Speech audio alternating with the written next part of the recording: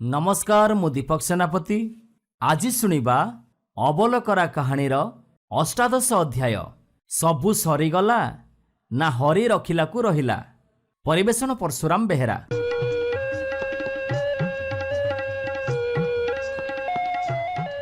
गोसेई और अबलकरा बाट चली थांती। एमिति जाऊ जाऊ गोटे गाँ रे संज हैला। सेई गाँ मुंडरे गोटे चट्टी घरे रहिले। गोसेई कहिले, अरे अबलकरा, आज तो संज हो गलानी, आमे आज एठी विश्राम नबा, पुणी काली सकाळु को उठी जुआडे जीवा कथा जीवा। अबलकरा कहिला, आज्ञा गोसेई। गोसेई कहिले, हौ ताहले ठीक अछि, तू जा, तू मो पाखरु पैसा नहीं जा, बजार रु किछि सौदा पत्र करि आनिबु, आमे एठी रोसेईवास करी खियापिया करिबा, आज एई रातिटा एठी विश्राम करिबा। गोसेईक पाखरु पैसा नहीं अबलकरा बजार सौदा करिबाकू गला। किछि समय पर फेरी आसिला। सौदा झुलाटाकू गोसेईक पाखरे थोई देई लत किनी बसी पड़िला। मुहटाकू धान उषा हांडी भली करि थाए। गोसेई देखिले, पचारिले, अरे अबलकरा, आज पुणी तोर कौन हैला? तू काहे केमिति सबुदिन अबुझा होछु कहिलु? कौन आज कोठी नुआ कथा किछि देखिछु कि? अरे जदि देखिछु मते कह, मु तो संदेह दूर करिबाकू सबुबेले प्रस्तुत। अबलकरा कहिला, हाँ गोसेई, आज भी मु गोटे नुआ कथा देखिछि, आउ एमितिका कथा कोठी देखिनी।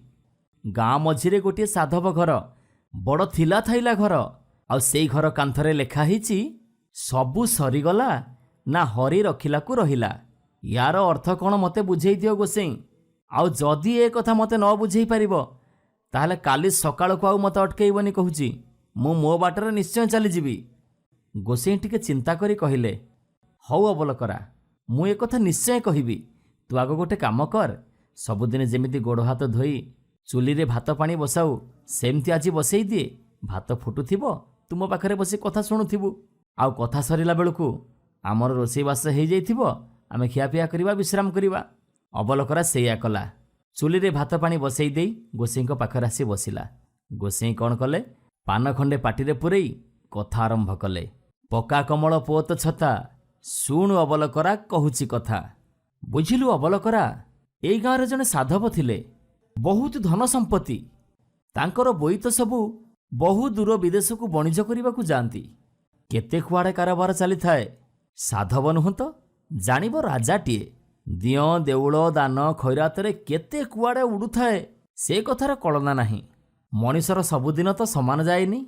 भल मंद सुख दुख तो दुनिया रे लागिछि। दिने कौन हैला ना, साधव बोईत को जाइछि। एई समय रे बतास हैला।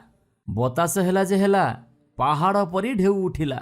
बोईतरे हाबुका पानी पशिला। देखु देखु बोईतटी बुड़ीगला। साधवर चाकर लस्कर दिगबारुआ खलासी बोईतरे जेते जे थिले किए कुआडे बुड़ी बाड़ी मले। साधव उबई टुबई होउथाए। एतिकी बेले कोठु गोटे माछ आसी साधवर आखि दीटाकू कामुड़ी पकेइला। आखिरु रक्त झरुथाए। लुणी पानी लागी आहुरी बेसी बेसी पड़ुथाए। जंत्रणारे विकल ही से डका पकाउथाए। एतिकी बेले ता पाख लोक बाजबारिक कोठी थिला केजाणी पहुंची जाई साधवर आखि दीटाकू चाहि देई कहिला, शांते सबु सरीगला। साधव कहिला, अरे सरीगला ना हरि रखिलाकू रहिला। बाजबारिक साधवकू खेनी पहरी पहरी कूଳରେ लागिला। अंधपरी साधव उंडाली हबार देखी पुणी विकଳରେ बोबाली छाड़िला। शांते सबु सरीगला। साधव कहिला, अरे नाई रे बाजिया, अरे तू कौन कहूचु? अरे सबु सरीगला ना हरि रखिलाकू रहिला। हौ तू गोटे काम कर, ए हीरा मुदीटाकू तू ने। ये पाखापाखि 1,00,000 टंका हब। याकू भंगेई आणे, आमे गोटे नुआ बोईत किणिबा, आउ सेई बोईतरे बसी आमे निज राज्यकू बाहुड़ी जिबा। एतिकी कही हीरा मुदीटी आंगुळीरू काढ़ी बाजिया हाथकू बढ़ेई देला। साधव समुद्र बाली रे बसी थाए। बारिक मुदी बिकिबाकू गला। गला जे सियाड़े रहिला। कथा कौन कि बारिक लोक एते टंका देखी ता पाटिरू लाळ गड़िला। से एणे तेणे बुली भल भल सुआदिया दरब सबू खाइबाकू लागिला। भल भल लुगापटा सबू किणिला। जुआड़े मन होला सियाड़े चलला। खूब टंका उड़ेइला। साधव कथा बिल्कुल ता मनरू पासुरी पकेइला। एणे कौन हैला ना, गोटे बोईत आसी कूଳରେ लागिला। सेथिरे थिले कौ देशर राजा। साधव से बाली उपरे बसिथिबार देखी राजा पचारिले मंत्री को, महामंत्री देख तो ये लोकटा किए? एई से बाली उपरे बसिछि। मंत्री जाई साधव को पचारिला, किए तमे? भल लोक परि तो दिशुच, ତମର ଆଖି କିଏ ଖୋଳିନେଲା? କାହିଁକି ତମେ ଏମିତି ମନବ୍ୟସ୍ତ କରି ସମୁଦ୍ର କୂଳରେ ବାଲି ଉପରେ ବସିଛ? ତମ ସାଙ୍ଗରେ ଆଉ କିଏ ଅଛି? ସାଧବ କହିଲା, ଇଏ ସବୁ ମୋ ଭାଗ୍ୟ, ଦୈବର କୂଟ। କାହାକୁ କେତେବେଳେ ସେ କୋଉ ଦଶାରେ ପକାନ୍ତି ମୋ ଭାଗ୍ୟରେ ଅଛି। ମୁଁ ଭୋଗିବେନି ତ ମୋ ଦୁଃଖ ଆଉ କିଏ ନବ? ଆଉ କିଏ ଭୋଗିବ? ଏହାପରେ ସାଧବ ତା ଜୀବନରେ ଯାହା ଯାହା ଘଟିଥିଲା ସବୁ କଥାଗୁଡ଼ାକ ମହାମନ୍ତ୍ରୀଙ୍କ ଆଗରେ କହିଲା। ମହାମନ୍ତ୍ରୀ ଯାଇ ରାଜାଙ୍କୁ ଜଣେଇଲେ। ରାଜା ସବୁ କଥା ଶୁଣି କହିଲେ, ମନ୍ତ୍ରୀ, ତାକୁ କହ ସେ ଆମ ସାଙ୍ଗରେ ଆସିବ, ଆମ ରାଜ୍ୟରେ ରହିବ। ସାଧବ କହିଲା, ରାଜା ଯଦି ମୋତେ ସବୁ କଥା ପଚାରିକି କରିବେ ତାହେଲେ ଯାଇ ମୁଁ ତାଙ୍କ ରାଜ୍ୟରେ ରହିବି। ରାଜା ବିଚାର କଲେ, ୟାର କଥାରେ ନିଶ୍ଚୟ କିଛି ମୂଲ୍ୟ ଅଛି, ନହେଲେ ଏମିତି କହିବାକୁ ତାର କେମିତି ସାହସ ହୁଅନ୍ତା? ଆଚ୍ଛା ହଉ, ତାକୁ କୁହ, ଭଲ ମନ୍ଦରେ ମୁଁ ଅବଶ୍ୟ ପଚାରିବି, ସେ ଆମ ସାଙ୍ଗରେ ଚାଲୁ। ମନ୍ତ୍ରୀ ଯାଇ ସେଇଆ କହିଲେ। ସାଧବ ରାଜନଗରକୁ ଆସିଲା। ତାକୁ ଭଲ ଘର ଦିଆଗଲା, ପ୍ରତିଦିନ ଛଞ୍ଚା କଲା, ରାନ୍ଧୁଣିଆ ବି ଖଞ୍ଜା ହେଲା। ଦିନେ କ'ଣ ହେଲା ନା, ଜଣେ ବଣିଆ ମୁଦି ବିକିବାକୁ ଆସିଲା। ରାଜା ବାଛି ବାଛି 2ଟି ହୀରାବସା ମୁଦି କିଣିଲେ। ସଞ୍ଜ ବେଳକୁ ଏ କଥା ଯେମିତି ସାଧବ କାନରେ ପଡ଼ିଛି, ସେ ରାଗି ଯାଇ କହିଲା, ତମେ କେମିତିକା ରଜା ହୋ? ଯାହା ତମେ ସତ୍ୟ କର ତାହା କ'ଣ ତମେ ପାଳନ କରନି? ଏମିତିକା ରାଜ୍ୟରେ ମୁଁ ପାଣି ଟୋପେ ବି ଛୁଇଁବିନି। ମୁଁ ଯାଉଛି, ଗଛ ତଳେ ପଡ଼ି ପଡ଼ି ମରିବି ପଛେ ଏ ଅବିଶ୍ୱାସୀ ରାଜ୍ୟରେ ମୁଁ ରହିବିନି।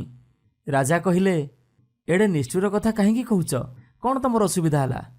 ସାଧବ କହିଲା, ଆଜି ତମେ ହୀରା ମୁଦି କିଣିଲ, କାହିଁ ମୋତେ ତ ତମେ ପଚାରିଲନି? ରାଜା ମନେ ମନେ ହସିଲେ ଆଉ କହିଲେ, ଓହୋ ଏଇ କଥା। ଆରେ କିଏ ଅଛ? ଯାଅ ନେଇ ଆସ ସେ ହୀରା ମୁଦିକୁ। ସୌଦାଗର ଦେଖୁ ଆମ ମୁଦିଟି ସରସ ନା ନିରସ। ମୁଦି 2ଟି ଆସିଲା। ସାଧବ ଚିପି ଚିପି ଆଙ୍ଗୁଠି ବୁଲେଇ ବୁଲେଇ ଦେଖିଲା। କହିଲା, ମହାରାଜ, ଶୀଘ୍ର ଏ ହୀରା 2ଟିକୁ ମୁଦିରୁ କାଢ଼ି ଚିରେଇ ଦିଅ, ନହେଲେ ଆପଣଙ୍କର ବଡ଼ ବିପଦ ଘଟିବ। ମୋର ଯାହା ମନେ ହେଉଛି ଏ ହୀରା 2ଟା ପୋଲା। ରାଜା ହୀରା କଟାଳିକି ଡକେଇ ହୀରା ଚିରେଇଲେ। ଦେଖିଲା ବେଳକୁ ସତକୁ ସତ ତା ଭିତରଟା ପୋଲା। ସେଥିରେ ଯୋଡ଼ିଏ ନେଳି ପୋକ ଅଛନ୍ତି। ପୋକ 2ଟା ସାଧବ ପାଖକୁ ଅଣାହେଲା। ସାଧବ କହିଲା, ସେ ପୋକ 2ଟାକୁ ଅରମା ବଣକୁ ପକେଇ ଦିଅ, ଆଉ କ'ଣ ହେଲା ମୋତେ ଆସିକି କୁହ। ଲୋକେ ଯେମିତି ପୋକ 2ଟାକୁ ଅରମା ବଣକୁ ଫିଙ୍ଗି ଦେଇଛନ୍ତି, ବଣଟା ଫାଉଁ କିନି ଜଳି ଉଠିଲା। ଦେଖୁ ଦେଖୁ ଘଡ଼ିକ ଭିତରେ ଜଳି ପୋଡ଼ି ପାଉଁଶ ହେଇଗଲା। ଲୋକମାନେ ଦୌଡ଼ି ଯାଇ ରାଜାଙ୍କୁ କହିଲେ, ଛାମୁ, ସେ ପୋକ 2ଟାକୁ ବଣକୁ ପକେଇଦେଲା କ୍ଷଣି ବଣଟା ହୁ ହୁ ହେଇ ଜଳି ଉଠିଲା। ନିମିଷକ ମଧ୍ୟରେ ବଣଟା ଜଳି ପୋଡ଼ି ପାଉଁଶ ହେଇଗଲା ମଣିମା। ରାଜା ଏସବୁ ଜାଣିବା ପରେ ସାଧବର ବୁଦ୍ଧିକୁ ଧନ୍ୟ ଧନ୍ୟ କଲେ। ସୌଦାଗର କହିଲା, ମହାରାଜ, ସେ ମୁଦି 2ଟାକୁ ଯଦି ଆଜି ଉଆସରେ ରଖିଥାନ୍ତ, ରାତି ପାହିଲା ବେଳକୁ ସାରା ନଅରଟା ଜଳି ପୋଡ଼ି ପାଉଁଶ ହେଇଯାଇଥାନ୍ତା। ଭାଗ୍ୟ ଭଲ, ଏ କଥା ମୁଁ ଆଗରୁ ଜାଣିପାରିଲି। ନ ଜାଣିବା ଲୋକ ହୀରା କିଣିଲେ ପାଦେ ପାଦେରେ ବିପଦ। ରାଜା ଏଥର ସାଧବର ପ୍ରକୃତ ପରିଚୟ ପାଇଲେ। ତା ପାଇଁ ନୂଆ ଉଆସ ତୋଳେଇ ଦେଲେ, ତାକୁ ବିବାହ କରେଇ ଦେଲେ, ଆଉ ସାଧବ ମହାସୁଖରେ ରହିଲା। ଦିନେ ସାଧବ ପିଣ୍ଡାରେ ବସିଛି, ଜଣେ ଭିକାରୀ ଡାକିଲା, ଭିକ ଗଣ୍ଡାଏ ମିଳୁ। ସାଧବ ତୁଣ୍ଡବାରି କହିଲା, ଆରେ କିଏ ବାଜିଆ କିରେ? ହଇରେ, ଆରେ ଦେଖେ ଦେଖେ ମୁଁ ଷଡ଼ ଐଶ୍ୱର୍ଯ୍ୟ ଭୋଗ କରୁଛି, ତୁ ଦୁଆର ଦୁଆର ବୋଲି ଭିକ କାହିଁକି ମାଗୁଛୁ? ହଉ ହଉ ହେଲା ହେଲା, ଆ ଘରକୁ ଆ, କ'ଣ ହେଇଛି ମୋତେ କହ। ବାଜିଆ ବାରିକ ବିଚାରିଲା, ଏଇଠୁ ଚୁପଚାପ ପଳେଇଯିବାଟା ଭଲ ହବ। ସାଧବ ବୋଧେ ତାକୁ ଚିହ୍ନି ପାରିଲାଣି। ଯାହାକୁ ସେ ଏତେ ଠକିଛି ତା ପାଖରେ ସେ କେମିତି ଆଉ ମୁହଁ ଦେଖେଇବ? ପଛକୁ ହଟି ହଟିକା ଯାଉଛି ତ ସାଧବ ଡାକିଲା, ଆରେ ବାଜିଆ, କାହିଁକି ସେଠି ଠିଆ ହେଲୁ? ଆସୁନୁ ଘରକୁ, ଇଏ ପରା ତୋ ସାଆନ୍ତ ଘର। ଆରେ ଦେଖେ ଦେଖେ ମୋ ଧନ ସମ୍ପତ୍ତିକୁ, ଦେଖେ ମୋ ଭାରିଜାକୁ। ଏକା ଖାଲି ମୋ ପାଖରେ ତୁ ନଥିଲୁ, ଏବେ ଆସିଲୁ। ଏବେ ତ ମୋ ଘର ପୁରୀ ଉଠିବରେ ବାଜିଆ। ସବୁ ତ ସରି ଯାଇଥିଲା, ହେଲେ ହରି ରଖିଲାକୁ ସିନା ରହିଲା। ସାଧବଙ୍କ ମୁହଁରୁ ଏ କଥା ଶୁଣି ବାଜିଆ ସାଙ୍ଗେ ସାଙ୍ଗେ କାନ୍ଦି ପକେଇ ସାଧବଙ୍କ ଗୋଡ଼ ତଳେ ପଡ଼ି କ୍ଷମା ମାଗିଲା। ସାଧବ ତା ପିଠି ଆଉଁସି ଦେଇ ଆଶୀର୍ବାଦ କଲେ। ଆଉ ସାଧବ କହିଲେ, ଏବେ ବୁଝିଲୁ ବାଜିଆ, ସବୁ ତ ସରି ଯାଇଥିଲା, ହେଲେ ହରି ରଖିଲାକୁ ସିନା ରହିଲା। ଆଉ ଏ କଥାଟାକୁ ତୁ ସବୁବେଳେ ମନେ ରଖିଥିବୁ। ବାଜିଆ କହିଲା, ହଉ ସାନ୍ତେ, ଏଇ କଥାଟାକୁ ମୁଁ ତମ ଦାଣ୍ଡ ଦୁଆର କାନ୍ଥରେ ଲେଖିଦେଉଛି। ଯେଉଁ କଥାଟା ସବୁବେଳେ ମୋର ମନେ ରହିବ, ଆଉ ସମସ୍ତେ ବି ଜାଣିବେ। ଏଇଠୁ କଥା ଶେଷ କରି ଗୋସେଇଁ କହିଲେ, ବୁଝିଲୁ ତ ଅବଲକରା, କାହିଁକି ସେ ସାଧବ ଘର କାନ୍ଥରେ ଲେଖା ହେଇଛି, ସବୁ ସରିଗଲା ହରି ରଖିଲାକୁ ରହିଲା। ଅବଲକରା କହିଲା, ହଁ ଗୋସେଇଁ, ଇଏ ତ ବହୁତ ସୁନ୍ଦର କଥା। ତାହେଲେ ଏବେ ଅବଲକରା, ଯା ବଢ଼ାବଢ଼ି କର, ଖିଆପିଆ କରିବା, विश्राम करिबा, पुणी काली सकाळକୁ बाट चलिबा। नमस्कार, मु दीपक सेनापति। आज शुणिबा अबलकरा कहानीर 28तम अध्याय कृतघ्न राजा। परिवेषण परशुराम बेहेरा।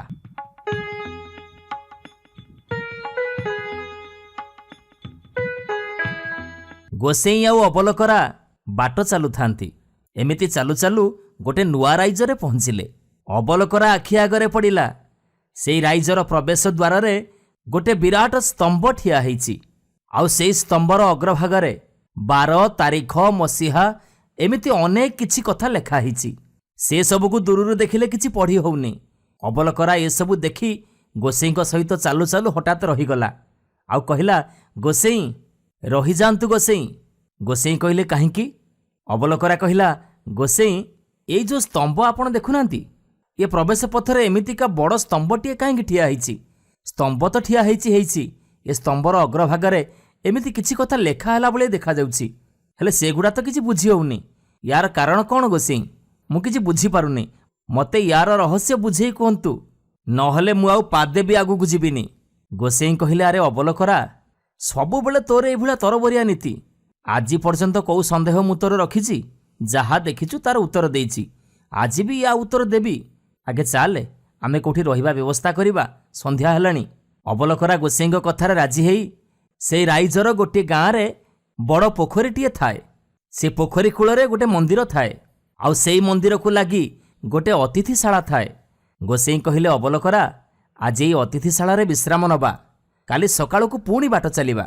गोसेईଙ୍କ कथारे राजी हेई अबलकरा सेई अतिथिशाला रे रहिले। गोसेई आउ अबलकरा गोड़ हाथ धुआ धोई हेई आसिले। एथर अबलकरा कमल बिछेई देला। आउ छताटाକୁ पाखरे पोती देला। कहिला, गोसेई पकेइली कमल पोतिली छता। एबे अबलकरा शुणिब गोसेईଙ୍କ कथा। गोसेई टिके हसी देले आउ कथा आरंभ कले। बुझिलु अबलकरा, एई राइजरे थिले जणे भारी अत्याचारी राजा। तांकर थांती 2 जण मंत्री। बुढ़ा मंत्री जनक होउचंती तांको बापांको अमलर। आउ एबे जो युवक मंत्री अछंती तांको एई राजा निजे मनोनीत करी रखिचंती। आउ से भी तांकर जणे भल बंधु। बुढ़ा मंत्रींकर थाए एकमात्र मातृहरा कन्या। आउ से कन्याटीर नाँ हैला सुकन्या। से जेमिति अपरूपा, स्वभाव सेमिति तेजियाना और महत। दिने राजा ताकू देखिदेले। आउ मने मने स्थिर करिनेले जे सुकन्या को से निश्चय बाहा हेबे आउ राणी करी रखिबे। एमिति चिंता करी ता पर दिन बुढ़ा मंत्री को डाकी राजा कहिले, महामंत्री, तमे आमर गुरुजन हबाकू जाउच? मंत्री पचारिले, माने किछि बुझी पारलिनी मणिमा। राजा कहिले, तमे मोर ससुर हबाकू जाउच, अर्थात तम कन्या को मु विवाह करबाकू चाहुछि। तम कन्या को कुह, आउ खूब शीघ्र शुभ विवाहर तारीख स्थिर कर। बुढ़ा मंत्री गंभीर देखागले। से चिंता करी कहिले, मणिमा, तारीख स्थिर करबा तो परवर्ती कथा। प्रथमे तो मु मो कन्यार मतामत जानिबाकू चाहुछि। प्रथमे तो कन्यार मतामत जानिबाकू हबो। राजा टिके असंतुष्ट जना पड़िले। आउ कहिले, कन्यार मत? तमे कोन भाबुच? मोठारु उपयुक्त बरपात्र आउ केही अछंती? मते बाहा हवा अर्थ राणी हवा। ए कथा तमे भूली जाउच काहींकी? तथापि मंत्री कहिले, महाराज, मु यथा समय कन्या सहित कथा हे आपणको जणैबी। राजा धमक देले, यथा समय नुह, आज संध्या सुधा मते जणाओ। यथा आज्ञा कही वृद्ध मंत्री विदाय नेले। से जाई तांक कन्याଙ୍କୁ राजांक सहित कथा हेतिबा वृत्तांत सब जणैले। मात्र कन्याटी कहिला, बापा, राजांକୁ बाहा हवा अर्थ कीर्तदासी बनिजिबा। तांक प्रासादरे नारीमानंकर अवस्था कौन मु देखुनी ना तमे जानिन? राजांକୁ कहिदियो, मु सन्यासिनी भावरे जीवन बीतेबाकू चाहुछि। वृद्ध मंत्री जाई राजांକୁ से कथा जणैबा मात्रे राजा क्रोधरे फाटी पड़ी गर्जन करी कहिले, कौन हैला? मो प्रस्ताव अग्राह्य हबो? ए कथा मु सह्य करी बोली तमे भाबुछ केमिति मंत्री? राति पाहु जबरदस्त मु ताकू बाहा हेबी। सेदिन रातिरे मंत्री आउ तांकर कन्या अनेक समय चिंता करी एई सिद्धांतरे पहुंचिले जे ए रातिक भितरे राज्य छाड़ी से अन्य कुआडे पळेइबे। रातिर शेष प्रहररे 2टी घोड़ा जोगे वृद्ध मंत्री आउ सुकन्या राज्य परित्याग कले। सकाळु सकाळु राजांकर सुख निद्रा भांगी गुप्तचर राजांको ए संवाद दबा मात्रे राजा तांकर केतेजन देहरक्षींकु धरी राज्यर सीमांत अभिमुखे घोड़ा छुटेइले। मंत्री आउ सुकन्या तीव्र बेगरे घोड़ा चलई थांती। मात्र सेमाने पड़ोशी राज्य पहुंचीबा पूर्वरु राजा आउ तांको लोकमाने दुहिंकु घेरी गले। ମୁହୂର୍ତ୍ତେ ମଧ୍ୟ ଅପେକ୍ଷା ନ କରି ରାଜା ଆସି ତରବାରୀ କୋଷମୁକ୍ତ କରି ବୃଦ୍ଧ ମନ୍ତ୍ରୀଙ୍କୁ ହତ୍ୟା କଲେ। ଏବେ ସୁକନ୍ୟା ପାଖରେ ଯାଇ ଅଟହାସ୍ୟ କଲେ। ଏବେ ତୁ କ'ଣ କରିବୁ, କୁଆଡ଼େ ଯିବୁ କହ? ସୁକନ୍ୟା କହିଲା, ମୋର ବର୍ତ୍ତମାନ ଆଉ ଭବିଷ୍ୟତକୁ ମୁଁ ଭଗବାନଙ୍କୁ ଉତ୍ସର୍ଗ କରିଦେଉଛି। ରାଜା ଚିତ୍କାର କଲେ, ସତେ? ଦେଖିବା ତମ ବର୍ତ୍ତମାନ ଓ ଭବିଷ୍ୟତ କାହା ହାତରେ? ମୋ ହାତରେ ନା ତମ ଭଗବାନଙ୍କ ହାତରେ? ମୋ ସହିତ ବିବାହ ନିମନ୍ତେ ପ୍ରସ୍ତୁତ ହୁଅ। ରାଜା ଏତିକି କହିସାରିବା ବେଳକୁ ଜଣେ ଦୂତ ଆସି ସମ୍ବାଦ ଦେଲା କି ରାଜ୍ୟର ଏକ ପ୍ରାନ୍ତରେ ବିଦ୍ରୋହ ଦେଖାଦେଇଛି।